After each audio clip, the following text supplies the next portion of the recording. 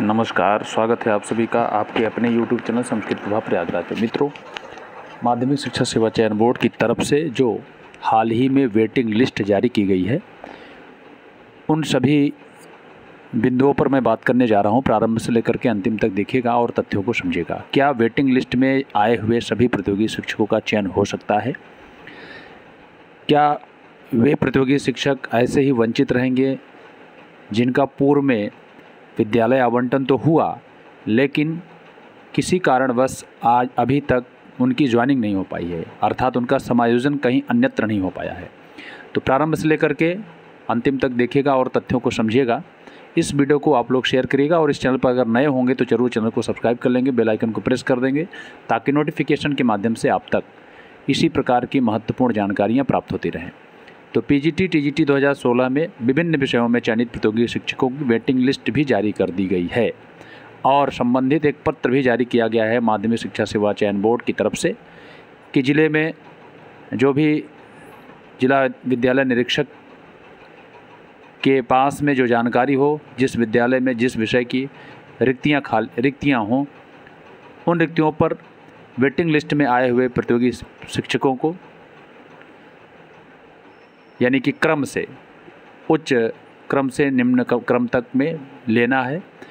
यानी कि जो वेटिंग लिस्ट में जिसका पहला होगा, दूसरी, तीसरी, चौथी, पाँचवीं, जैसा जिस प्रकार से रिक्तियाँ होंगी उसी प्रकार से इनका चयन होना है। लेकिन बात आती है कि जो अभी तक प्रतियोगी शिक्षक जो पहले ही पूर्व में ही चयनित हुए थे और किसी कारणवश अर्थात जिस विद्यालय में उनकी नियुक्ति हुई थी उस विद्यालय में पहले से ही कोई कार्यरत था, इस कारण से अथवा कोई मृतक आश्रित पर जो है आकर के उस पर योगदान दिया होगा, या कोई और भी कारण हो सकते हैं जिस कारण से वहाँ पर पूर्व में चयनित प्रतियोगी शिक्षकों का चयन या कार्यभार ग्रहण नहीं करवाया गया, तो उन प्रतियोगी शिक्षकों को रिजेक्शन में रखा गया, अर्थात अब उनको चयन बोर्ड की तरफ से समायोजित किया जाएगा। तो वेटिंग लिस्ट पहले जारी करने का क्या औचित्य था? ठीक है, वेटिंग लिस्ट भी अच्छी बात है, लेकिन जिन प्रतियोगी शिक्षकों का चयन पूर्व में हुआ है अभी तक वे दर दर भटक रहे हैं, यहाँ तक कि टॉपर, उनका समायोजन अन्यत्र कहीं नहीं हो पाया है। तो ये सबसे बड़ी बात है और यह सबसे बड़ा सवाल है। बचे हुए विषयों की वेटिंग लिस्ट का कब तक नियुक्ति? तो जो भी देखिए, अभी पीजीटी में कुछ विषयों का अलॉटमेंट हुआ है, यानी जो वेटिंग लिस्ट में थे सर्वाधिक मात्रा में लगभग 50 से 60 अगर कहें तो बहुत सारे प्रतियोगी शिक्षकों का पीजीटी में जो है चयन हुआ। इसका मतलब है कि पीजीटी में इतनी सीटें रिक्त हुई तब जा कर के इन प्रतियोगी शिक्षकों का चयन हुआ, वेटिंग लिस्ट वालों का। यानी जो बात करते हैं 1988 का जो रूल रेगुलेशन है माध्यमिक शिक्षा सेवा चयन बोर्ड का 12(1) के नियम के अनुसार जो रिक्तियों का 25% तक जो वेटिंग लिस्ट अवशेष पैनल जारी करने का प्रावधान है, उस प्रावधान के तहत अगर बात करते हैं तो इस बार अभी तक सभी विषयों में 10% से ज़्यादा वेटिंग लिस्ट जारी नहीं किया गया। लेकिन इसमें नियम है कि मैक्सिमम अधिकतम चयन बोर्ड चाहे तो 25% तक वेटिंग लिस्ट जारी कर सकता है। अब बात आती है कि जिन प्रतियोगी शिक्षकों का वेटिंग लिस्ट में है, क्या उनमें से सबका चयन हो जाएगा? तो आप सबको मैं बता दूं कि अब ये रिक्तियों पर डिपेंड होता है किस विषय में कितने प्रतियोगी शिक्षकों ने ज्वाइन किया है।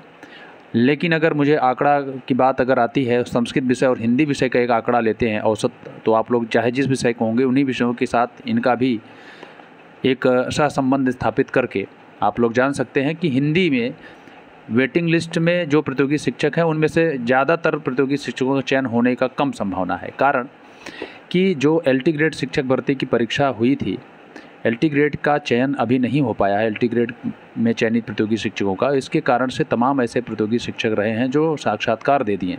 लेकिन अगर संस्कृत विषय की बात करते हैं तो संस्कृत विषय में जो भी waiting list first waiting list में यानी जो 10% वेटिंग लिस्ट जारी की गई थी, उनमें से सबका जो है चयन होना सुनिश्चित हो सकता है, चाहे जिस कैटेगरी में हो, चाहे जिस उसमें हो।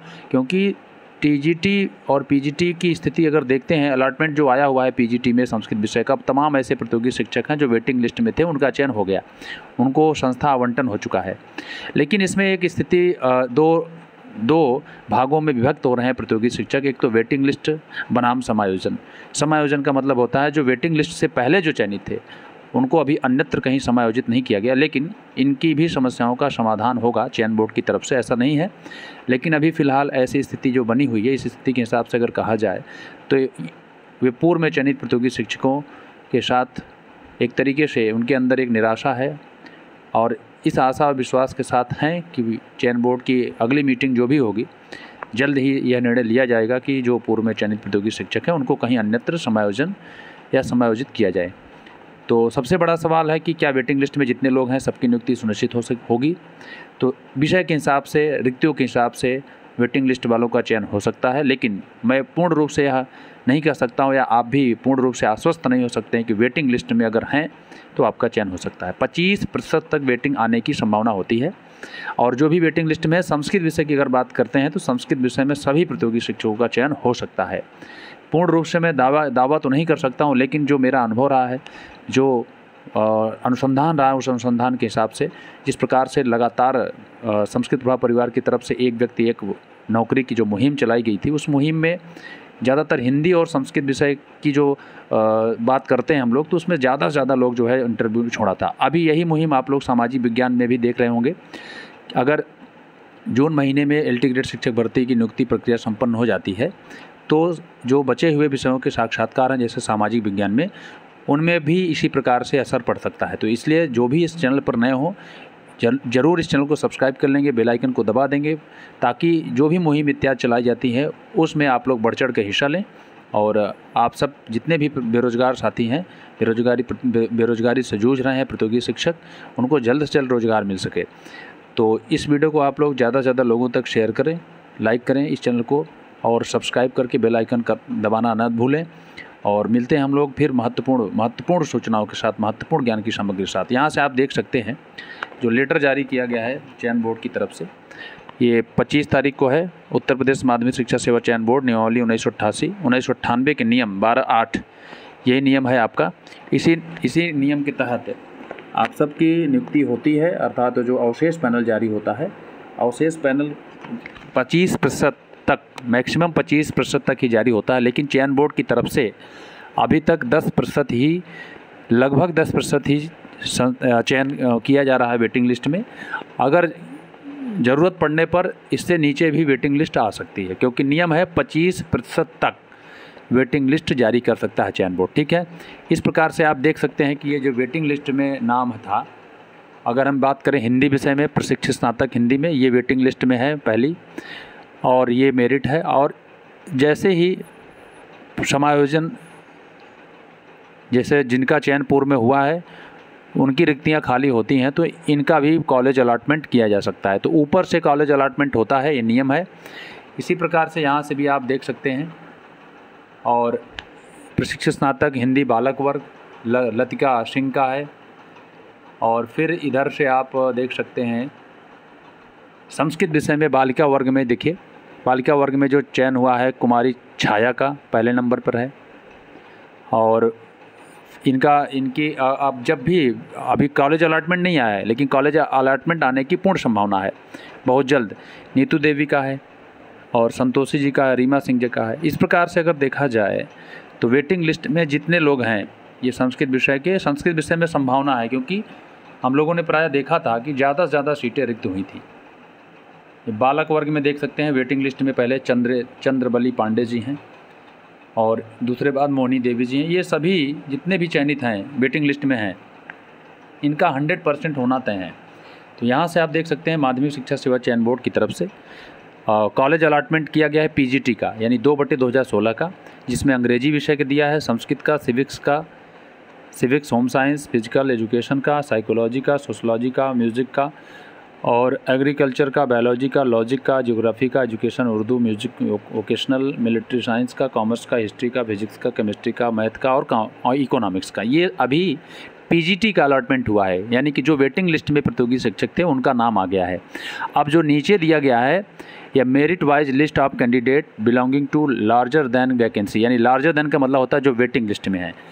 अब इसी प्रकार से जितनी रिक्तियां होंगी उसी प्रकार से जिन विषयों की यहाँ पर दिखाया गया है वो जो क्रम दिया है कि आपका नाम नंबर पहले नंबर पे, फिर दूसरा, तीसरा, चौथा, ऐसे ही किस वर्ग में, किस जाति में, किस कैटेगरी में।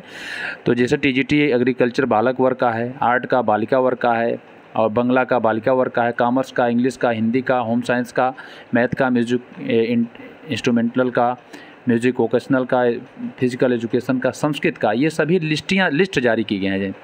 अभी ये मत समझिएगा ये केवल लिस्ट जारी किया गया है, और ये लिस्ट जारी होने के बाद इनमें से अलॉटमेंट होगा, और अलॉटमेंट जारी करेंगे तो देखिए अलॉटमेंट इंस्टीट्यूशन एडवर्टीजमेंट 1/2016 टीजीटी, देखिए यहाँ से हुआ है, यहाँ से जारी कर दिया गया है।